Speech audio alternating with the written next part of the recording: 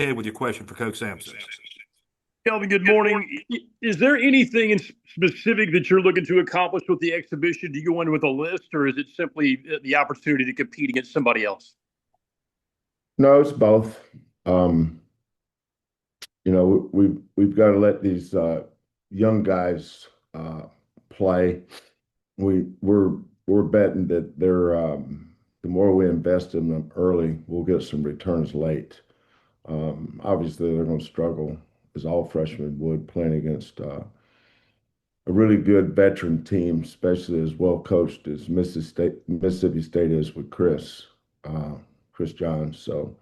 Um, so no, we need for them to be able to see different looks, have different uh,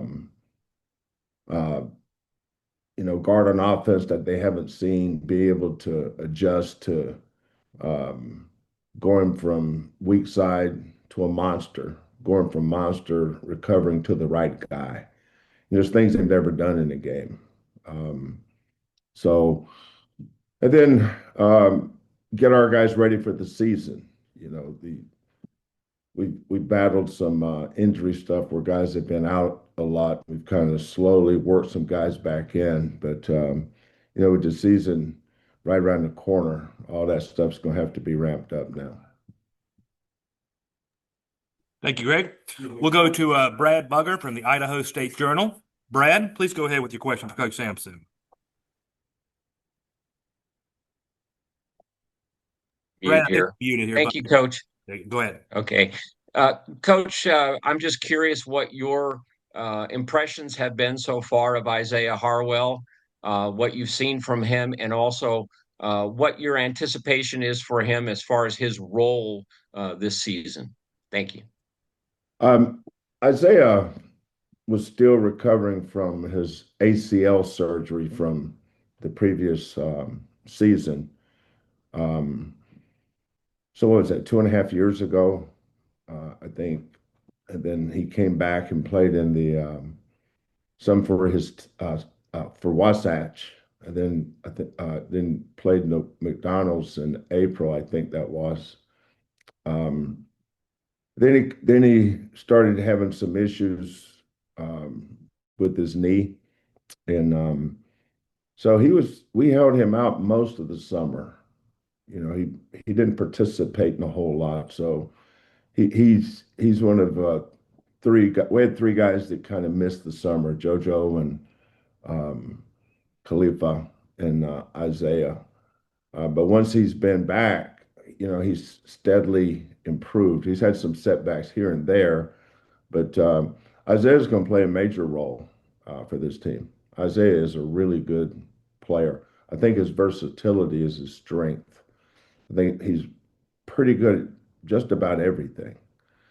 I don't know if there's one thing I would say he's great at, but I think that's the strength. Some guys are great at one thing, but that's about it. They don't do much else. Isaiah's pretty good at everything. You know, I guess I'm gonna be saying this a lot this year, like all freshmen. There's going to be a learning curve for him, but he's a willing learner, a great teammate, extremely high character kid. Comes from really good parents. So we're very fortunate to have Isaiah. We're excited about coaching him, and I'm excited about the progress he's going to make this season. Thank you, Brad. We'll go to Randy McElvoy with KPRC TV. Randy, please go ahead. Morning, Kelvin. Good morning, Randy.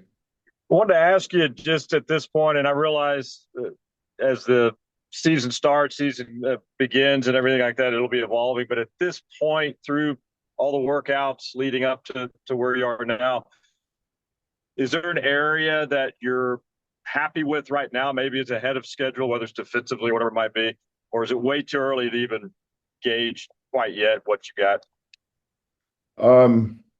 Yeah, probably way too early. A lot of times your success early in the season will be like we played I think Auburn spent time at number one in the nation last year. That was a very winnable game, but we lost it. Um, Alabama, we led most of the last 4 or 5 minutes of that game. They tied it to put it in overtime. Well, we had a chance to win it in regulation, lost it in overtime, and then San Diego State, same thing. So, if you'd asked me this time last year, I would have thought our defense would have been further along. But Terrence, we had so many unknowns. Milo's coming off of nose surgery. Uh, Arsenault coming off of Achilles tendon from the year before, and then Jay missing 19 days with a strain growing. So I think a lot of times your success early in the season is how many of your main guys have been able to practice X amount of days in a row. And for us, that's slowed us down. So but we'll see. You never know how a team's going to come together. And but I do know this team's really working at it. They've got great attitudes. Um, they come in every day. Um,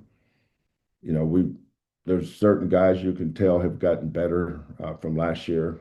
So, we're gonna have to put it together at some point. But I'm anxious to get going and see how it looks. Thank you, Randy. We'll go to Thanks, Chancellor Kelvin. Johnson. We'll go to Chancellor Johnson, please. Chancellor, please go ahead. Hey Kelvin, speaking of how it looks, last year there were moments where your half court offense stalled, specifically when it comes to losing options offensively, like LJ who can create both on and off the ball, and having the option to throw it to somebody like Juwan in the post. How do you envision this year, where you might get some of your offensive production, specifically in the half court? Yeah. So in 2022. Probably our best low post score we've had here was Josh Carlton. We lost Josh, we lost Tajay, we lost Kyler. I can't remember. That might have been Fabian's senior year too. So that was the main question I got asked, what you just asked me. How are we going to replace Josh? How are we going to replace Kyler? How are we going to replace Tajay? So the next year, we go into the next year, and we got Jarris Walker and Marcus Sasser and Jamal and that bunch. So when that season's over, about on this day, Chancellor Johnson pops up and says, "Coach, you're going to lose Jarris Walker, who's the 8th pick. You're going to lose Marcus Sasser, who's the 25th pick. How are you going to replace those guys? Who's going to step up and replace Jarris? Who's going to replace Marcus? Because those guys were first. One was a lottery pick, one was a first round pick. How possibly could you replace them?" So the next year we won the Big 12 and lost to Duke. So now, Coach Sampson, you're losing the National Defensive Player of the Year. You're losing the Big 12 Player of the Year. How possibly could you replace him? What are you going to do? And I can go all the way back to Quentin Grimes and Rob Gray and Corey Davis. So my point is, Coach Chancellor, is that I've got a lot of experience of this, replacing this guy or replacing that guy, and who we're going to throw it into. J1's not here. Or how you going to get buckets, because LJ was this and that. He's who are you going to place him with? And I'm going to tell you the same thing I've told whoever asked those questions every single year. We don't have a guy that's as good a bucket getter as LJ. We don't have that calming influence inside where we could just go have a dependable guy like J1. Just like we don't have a guy that looks like Jamal. We don't have a guy as good as him. But the point is that I don't replace players. We just try to make our team better. That's what we've always done. Is this is a team sport. Um, we try to get everybody to play. And I can't determine what role someone's playing until I've seen them practice enough. I can't go on what they did in high school and determine what their role is here. The only thing for sure is it's not going to be the same. Everybody's role is going to be different. But we're going to roll 5 guys out there. We're going to have some guys come off the bench and play. Um, and you're right about one thing. LJ won't be out there, and neither will J1. We don't have Javier backing him up. We don't have Malik off the bench. Um, uh, Next year, I'm already going to set the tone for you. You're losing Milos. You're losing Emmanuel. You're losing this guy. How are you going to replace those guys? We'll figure it out. Thank you, I'll Chancellor. I'll see you same time next year. Appreciate it. I gave you the answers to the test. Thank you, Chancellor. We'll go to Joseph Duarte from the Houston Chronicle. Joseph, please go ahead, sir. Hey, good morning, Kelvin. Good morning, Joseph. Kelvin, what are Khalifa's strengths and sort of what drew you to him this offseason? He played 32 games over at Sam Houston State, and he started all 32 games. So I like the fact that he was dependable and available. And when we watched film, obviously we talked to the coaching staff over at Sam Houston, but we also talked to the coaching staffs at the other schools in that league to get what their impressions were. So that's a good league, a lot of really good coaches. So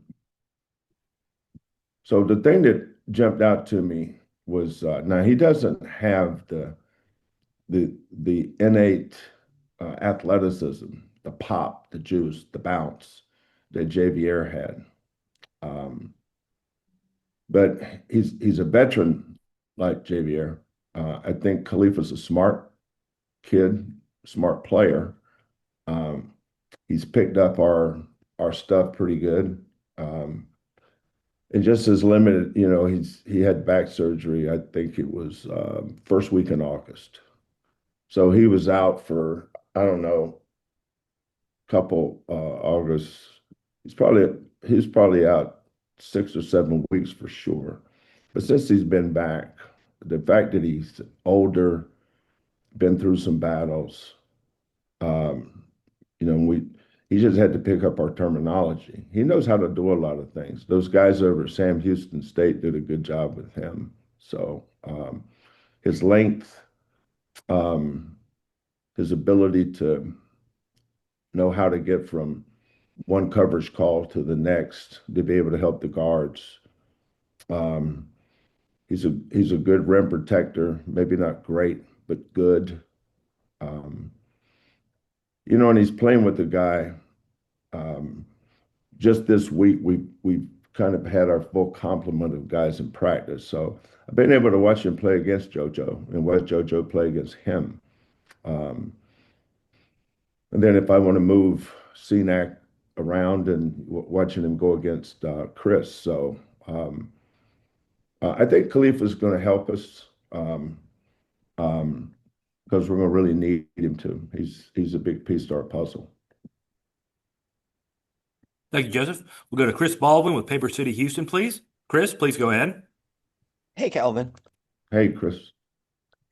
With a younger team, do you have to be more patient? And does practice become even more teaching sometimes with this group? Absolutely. And I have to catch myself. Kingston this time last year was at Brennan High School in San Antonio. Isaiah was at Wasatch Academy in Utah, and Chris was at Link Academy in Branson, right by Branson, Missouri. So we'd go over and watch uh, Kingston practice, and he played for a good high school coach too. Actually, all three of these guys played for excellent coaches. Isaiah's coach at Wasatch, really, really, really good coach, and the coach at Link, outstanding staff as well. So I think that helps them when they've been coached, um, but they haven't seen what we're doing. And not that they're all like that, but Jamal was playing behind Dejan Giroux when he was a freshman, and there's just not much of an opportunity for him there, because that team was really, really good. With that backcourt was Dejan, Marcus, and Quentin. I mean, it's three pros. That team was going to win a lot of games. This year, with these three guys, you hit the nail on the head. It's just patience. They're not as good as the guys they replaced because they don't every experience they have with our system is new. So the way I would explain it is they know what the black and the white is. Those are the obvious. That's like a true and false. They know that the answer to this question is true or it's false. That's black and white. It's it's the subjective stuff, playing between the black and the white, the margins, that margin between black and white, and filling that in because I've seen this action so many times. I know exactly where to go. Coach doesn't have to tell me. I, I you know, we played whoever Ohio State 2 years ago, and they ran something similar to this, so I remember that. That's what freshmen don't have. They don't have um, they don't have a background of which to draw from to be able to make their own adjustment. Whereas um, I'm not even sure we need to do a scout report with Jaywan. He just needed to know, is he left-handed or right-handed? Does he catch and face, or does he do everything with his back to the basket? And then offensively, he just needed to see where the double was coming from. After that, he didn't need anything else. Um, but these guys, I think every game is going to be important. Every possession is going to be important because it provides them with experiences to grow and to learn. And those are all investments that we're going to make with these kids. And I think as the season goes on, they're going to get better and better. We'll go back to Joseph Duarte, please. Joseph, go ahead. Kelvin, beginning next Saturday, a new rule goes into effect that allows college students to bet on professional sports if they choose to do so. As someone who's been in the game and seen a lot of things and changes, you got any thoughts on just sort of that and any education that needs to go into reminding players about the do's and the don'ts, and obviously college sports is not allowed to be bet on, but just the professional aspect of it?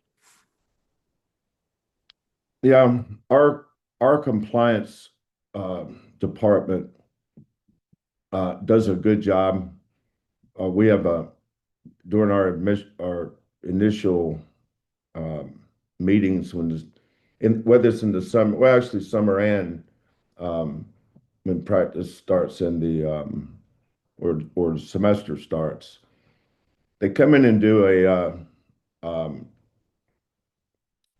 uh, they show the do's and don'ts of betting and results, this and that.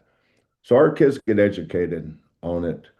Um, it's it's but it's just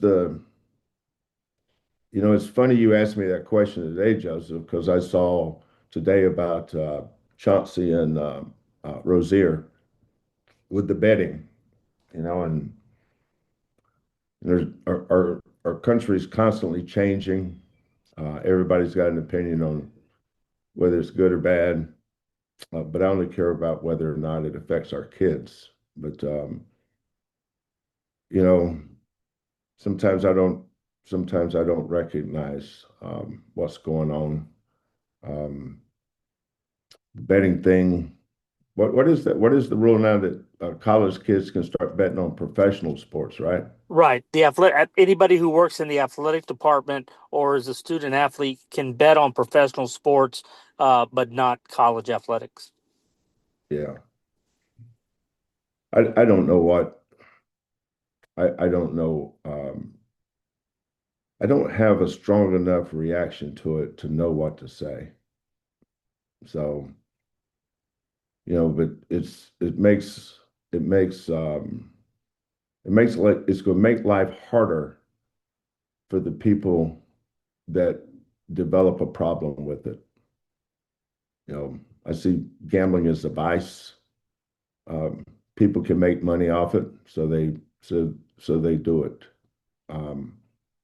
You just try to protect your guys, but that's probably a question that would be better asked to Eddie Nunez Right. rather than me.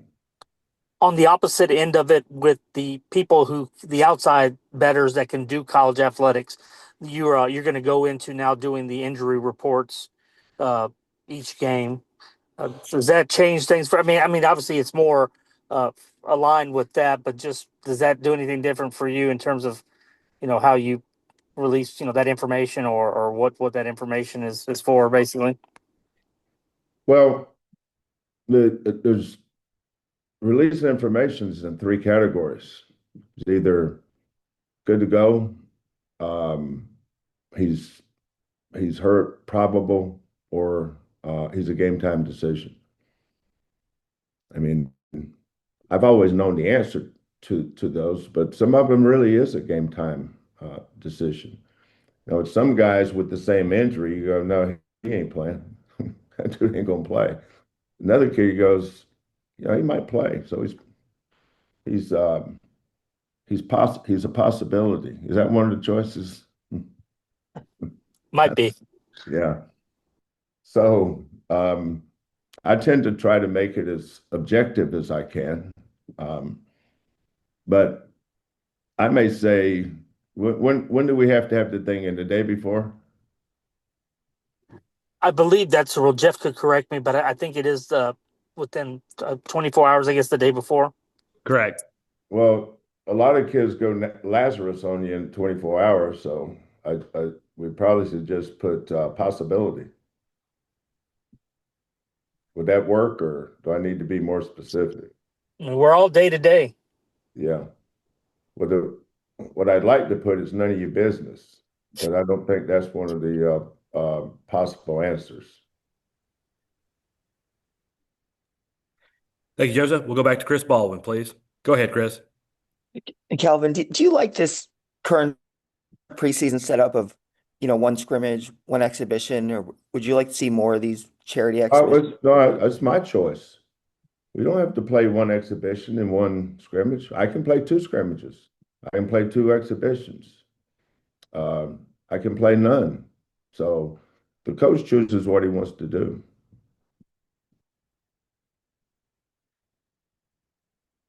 I just choose to play.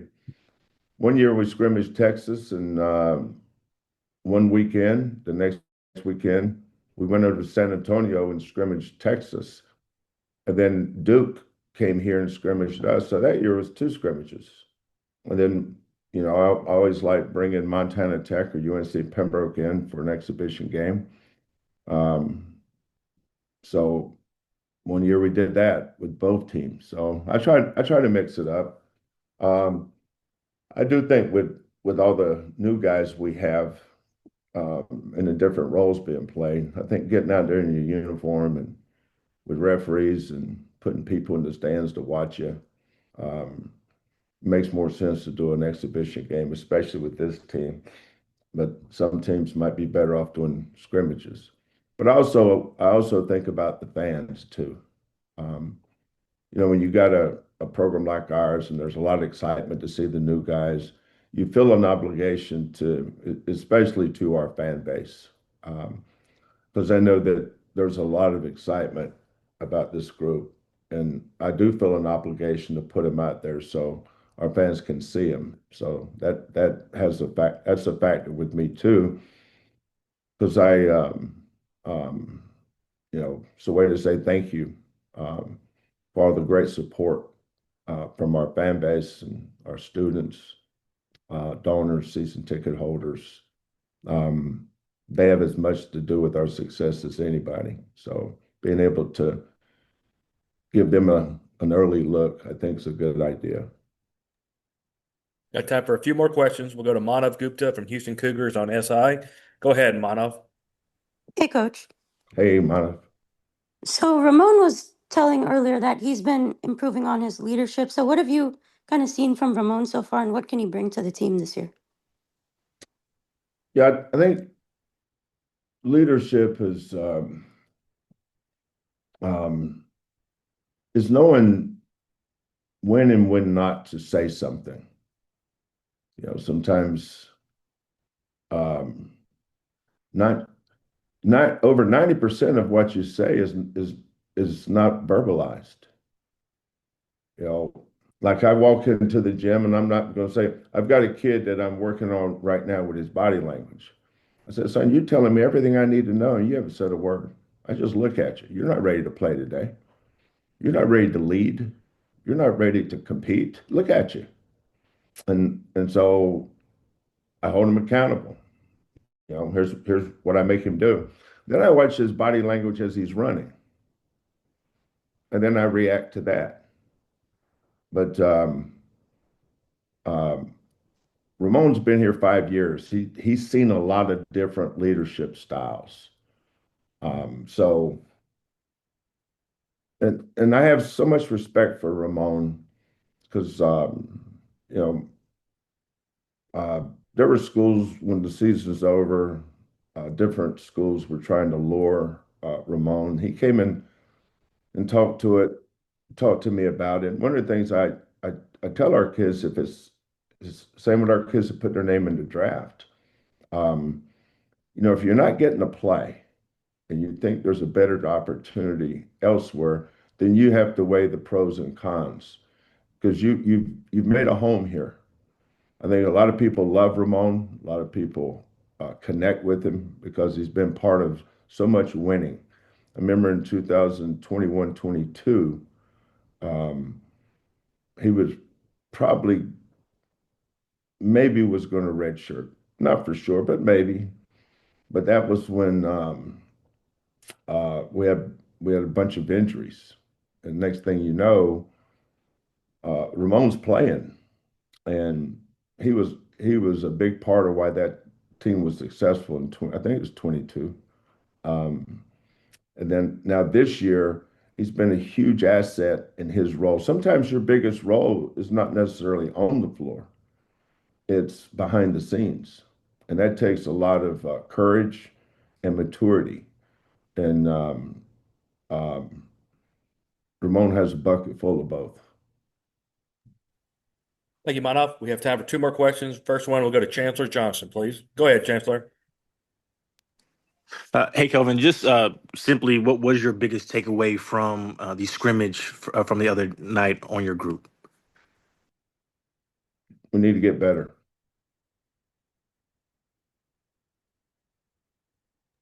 And with our last question of the day, we'll go to Joseph Duarte, please. Go ahead, Joseph.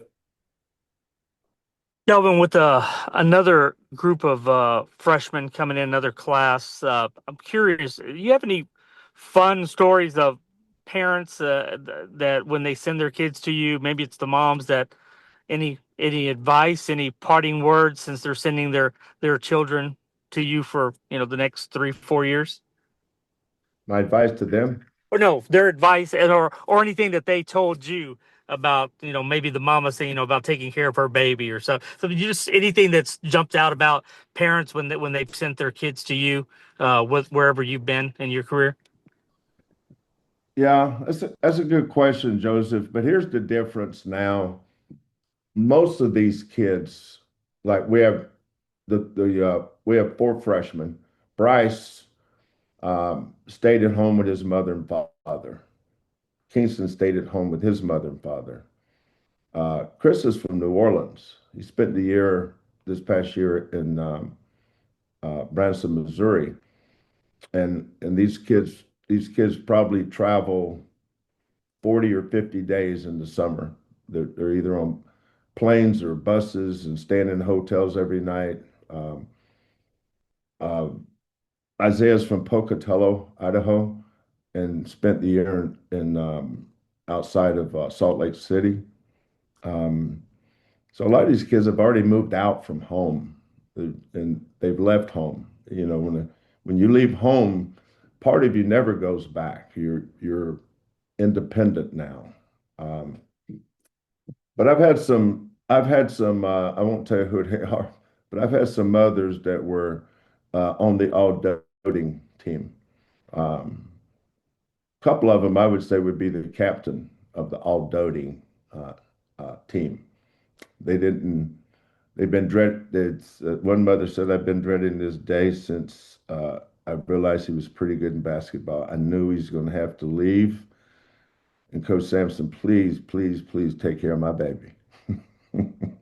So we I think we've done a pretty good job of taking care of a lot of mama's babies, and we've tried to return them as men, and you know some of the things that the best feedback that we get as a staff is thank you for helping my son become a man. So the journey from one end to the other is is a unbelievable journey, and they all have their own journey. It's not a shared journey; it's your journey, and they go from being who they are to being part of something bigger than themselves, and I think that helps them contribute to their family. You know, eventually they're going to have a wife, and if God blesses them, they'll have children, and a lot of the lessons they learn here, and I know this firsthand because I get this feedback a lot. A lot of the lessons they learn in this program, they take with them in their lives, um, and as a coach, I don't know if there's anything that makes you feel better than that. Thank you, Kelvin. Okay.